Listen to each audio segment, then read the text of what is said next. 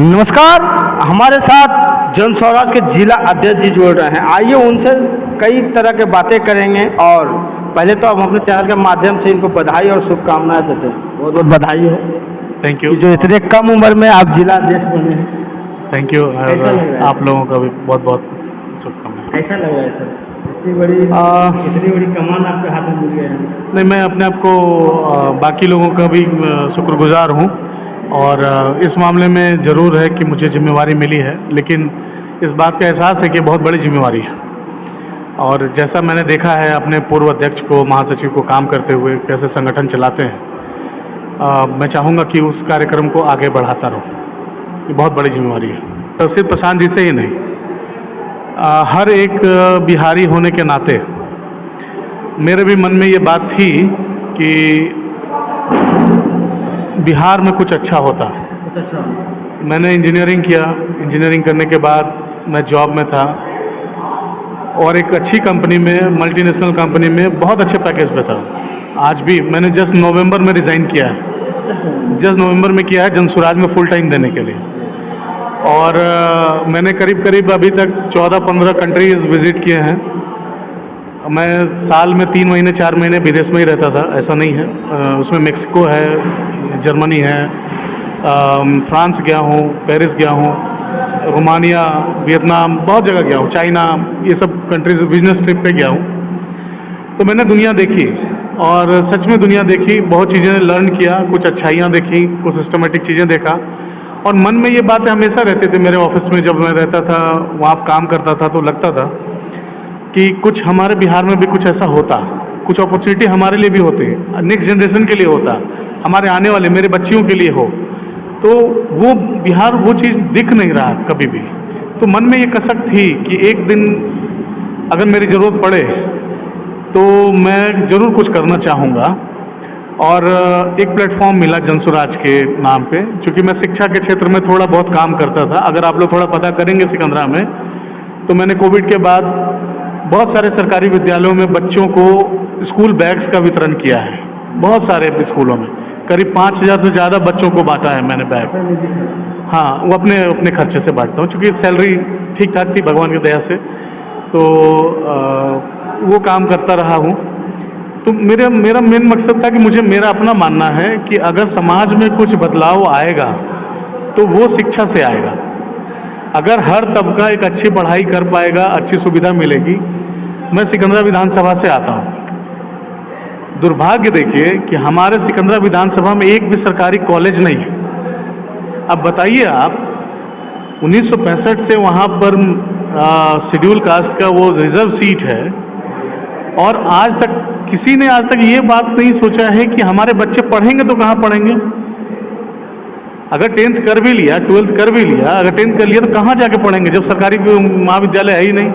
Private है, private तो मेरे गांव में ही है। हमारे बाप दादा ने ज़मीन दिया, बना है, लेकिन जब उसे हर किसी को पता है पढ़ाई होती नहीं है, तो उसका क्या फ़ायदा है। हाथी का दांत है वो। हाँ, बस सफ़ेद हाथी बन के रखा है ये सब। तो कहने का मतलब है कि अगर शिक्षा में अगर काम नहीं होगा तो हम प्रगति के बारे में नहीं सोच सकते हैं। वो बेसिक चीज़ है। तो जनसुराज में मुझे ये प्लेटफॉर्म दिखा। प्लेटफॉर्म करने के बाद आपने अपनी ज़िंदगी को समर्पित कर दिया। जी, मैंने किया है और प्रेरित होकर किया है और सोच समझ के किया है। प्रशांत जी ने कहा था मुझसे कि कंधा लगाना पड़ेगा। मैंने कहा कि मैं भी लगाऊंगा, क्योंकि वो आदमी मुझसे ज़्यादा लग्जरी लाइफ जीने वाले आदमी है। वो, मैं तो ठीक है एक लेवल पे था, वो तो मुझसे भी बहुत ऊपर की चीज़ है। और जब उन्होंने अपनी सुख सुविधा छोड़ दिया इस बिहार के लिए, वो भी बिहार को बदलने के लिए, वो कंटिन्यू 2.5 साल से पैदल चल रहे, वो आदमी खाद छान रहे हैं गर्मी में, बरसात में, पानी में। तो हम लोग थोड़ा सा कंफर्ट तो छोड़ ही सकते हैं। उन्होंने कहा था कि जब आना तो अपना व्यवस्था करके आना, क्योंकि हर पार्टी में ऐसा ही है। मैंने बहुत सोच समझ के छोड़ा, अपने परिवार से अनुमति लेके छोड़ा, और जुड़ा हूँ जनसुराज से। और जब तक हूँ जनसुराज में हूँ, और एक बदलाव तो होना ही चाहिए, और लोगों के बीच में एक विकल्प तो होना ही चाहिए। और जो एक जनसुराज एक ऐसी पार्टी है जिसमें कुछ ऐसे मुद्दे रखे गए हैं, 5 चीज़ें रखी गई हैं जिससे बदलाव संभव है। हमारे यहाँ मानना है मनुष्य के जीवन में या बिहार में बदलाव के 3 ही विकल्प है। या तो आपके पास पूंजी हो, या तो आपके पास बेहतर शिक्षा हो, या तो आपके पास जमीन हो, तभी आपकी स्थिति बदल सकती है। और जबकि अगर डेटा आप देखेंगे तो उस डेटा के हिसाब से आपके पास यहाँ मैक्सिमम जो पॉपुलेशन है उसके पास ये तीनों में से तीनों चीज़ें नहीं हैं। तो आप बताइए कि हम लोग किस डायरेक्शन में जाएंगे। और जब तक इन चीज़ों के ऊपर काम नहीं होगा और इन्हीं तीनों पिलर्स को बेस मान के जो 5 योजनाएं जो तय किया गया, एक जो हमारा जो कमिटमेंट जो जन स्वराज का है वो इन्हीं तीनों को मजबूत करने के लिए बनाया गया है और एक अच्छा प्रयास है, इसलिए इस पार्टी से जुड़ा। इस पार्टी को आप मजबूत किस तरीके से करेंगे, क्योंकि आपकी क्षेत्र जो है काफ़ी पिछड़े क्षेत्र है। जी देखिए, है कमियां हैं तभी हम लोग जुड़े हैं और इस कमियों को हम लोग हर प्लेटफॉर्म पे उजागर भी करेंगे और सिर्फ उजागर नहीं करेंगे, हम लोग उसके लिए आइडियाज़ भी देंगे। हम लोग उस काम को कैसे कर सकते हैं और क्या किया जा सकता है। जैसे हमारे नेता ने कहा कि स्कीम है मनरेगा, मनरेगा में क्या होता है सभी को पता है, ठीक है।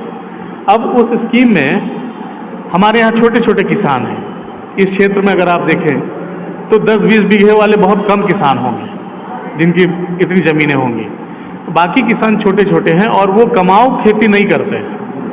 अब उनकी खेती में थोड़ा सा उनको फ़ायदा हो, इसके लिए इतना अच्छा आइडिया है कि ये मनरेगा की स्कीम को खेती से जोड़ दिया जाए। अब क्या है, किसान को उनके मजदूर मिल जाएंगे जो आज के डेट में नहीं मिलते हैं, और मजदूर को 100 दिन की मजदूरी सरकार से मिल जाएगी उसके वेरिफिकेशन से। तो अब आप बताइए कि उस किसान का पैसा भी बचता है, मजदूर भी, और उसको मजदूर को मजदूरी भी टाइम से मिल जाती है। तो इन चीज़ों को देखिए, हम लोग सिर्फ विरोध करने के लिए विरोध नहीं होना चाहिए, तो यही सिद्धांत पे हैं। तो कुछ आइडियाज़ हैं, हम लोग कोई चीज़ विरोध करेंगे तो हम साथ में सोल्यूशन भी बताएंगे कैसे करिए, ऐसे कर सकते हैं, तो ज़रूर हम लोग कुछ सफलता मिलेगी। अपने क्षेत्र को जनता को कैसे समझा पाइए, क्योंकि अभी तो जिस तरह बिहार की जनता को जिस तरह भ्रमित किया गया, जाति में बांटा गया, धर्म में बांटा गया, उसको कैसे एक जगह एक मूड में लाइएगा, कब जगाइएगा? देखिए, ये चैलेंज है हमारे, इससे कोई नकार नहीं सकता है। जाति सच्चाई है और ये हर राज्य की सच्चाई है, ये सिर्फ बिहार में नहीं है। कहीं पे चीज़ों को ज़्यादा दिखाया जाता है, कहीं बताया जाता है। आप किसी भी राज्य में चले जाएं, वहाँ जाति के कॉम्बिनेशन के हिसाब से ही टिकट बंटते हैं, वहाँ भी नेता उसी हिसाब से हैं। अभी के वर्तमान जो सरकार है, भारत सरकार, वो भी उसी कॉम्बिनेशन के हिसाब से कैबिनेट बनाती है, नीतीश सरकार उसी हिसाब से कैबिनेट बनाती है, तो वो उनका समीकरण ये रहेगी, ये सच्चाई है। लेकिन इस सच्चाई में हम लोगों का मानना है कि उस समुदाय के काबिल व्यक्ति को जिम्मेवारी मिलनी चाहिए। सिर्फ वो उस जाति से है इसलिए नहीं मिलनी चाहिए, उस समुदाय का वो काबिल आदमी है इसलिए उसको जिम्मेदारी मिलनी चाहिए। किसी धर्म से हो, किसी जात से हो। आप हमारे प्रदेश अध्यक्ष को देखिए, मनोज भारती जी, कोई पार्टी वाला आज तक इस बात को सवाल नहीं उठाता। क्यों नहीं उठाता? इसलिए वो हमारे दलित समुदाय से भी आते हैं और उनसे क्वालिफाइड आदमी किसी पार्टी में नहीं है, किसी पार्टी का अध्यक्ष नहीं है। हमारी पार्टी का अध्यक्ष जो है वो IITN है, वो IFS है, इंडियन फॉरेन सर्विस का है, 4 देशों में वो राजदूत रहे हैं हमारे भारत के, और कुछ बोलने के लिए है नहीं उनके पास।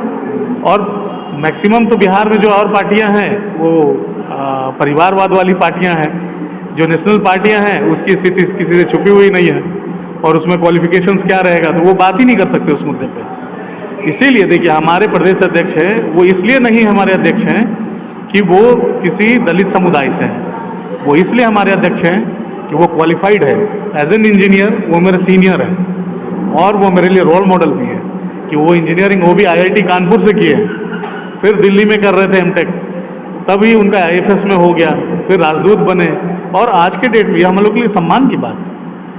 वो इसमें तो कोई जाति ढूंढ ही नहीं सकता। तो ये हम लोगों का जन स्वराज का एक्चुअल फिलोसफी है। लेकिन पूरा टफ रहेगा ये जम्मू विधानसभा। हाँ, जम्मू ही टफ है, इसमें दो राय नहीं है। हर विधानसभा टफ है, लेकिन जो हमारे मार्गदर्शक का जैसा योजना है, हाँ, जिस हिसाब से वो मेहनत कर रहे हैं यहाँ के कार्यकर्ता, और हम लोग भी अपने आप को प्रशांत किशोर ही मान के काम कर रहे हैं, उनके जैसा ही बनना पड़ेगा। और हम लोग आने वाले, आप देखिएगा 1 से 2 महीने में प्रशांत जी की सभा होनी है झाझा में 7 तारीख को, ये प्रस्तावित है अभी। आप देखेंगे कि कैसे अभी धीरे धीरे माहौल यहाँ जमुई का बदलेगा। अच्छे लोग अभी भी हम लोगों से संपर्क कर रहे हैं, बहुत अच्छे अच्छे लोग यहाँ भी जुड़ेंगे, और बहुत जल्दी आप लोगों को अच्छी खबरें दूंगा। अच्छे लोग जिनके बारे में अभी लोगों ने सोचा नहीं होगा कि इस पार्टी में आ रहे हैं, आपको जमुई जिले के अच्छे कद्दावर लोग आपको जनसुराज में दिखेंगे। इनका आप माइंड पढ़ सकते हैं, इन किस तरह समझाएं। अब सोचने वाली बात है, बिहार के जनता को समझना है और जिले के जनता को समझना है। अब आपकी क्या राय है, कमेंट बॉक्स में बताइएगा। बहुत बहुत धन्यवाद। जय हिंद।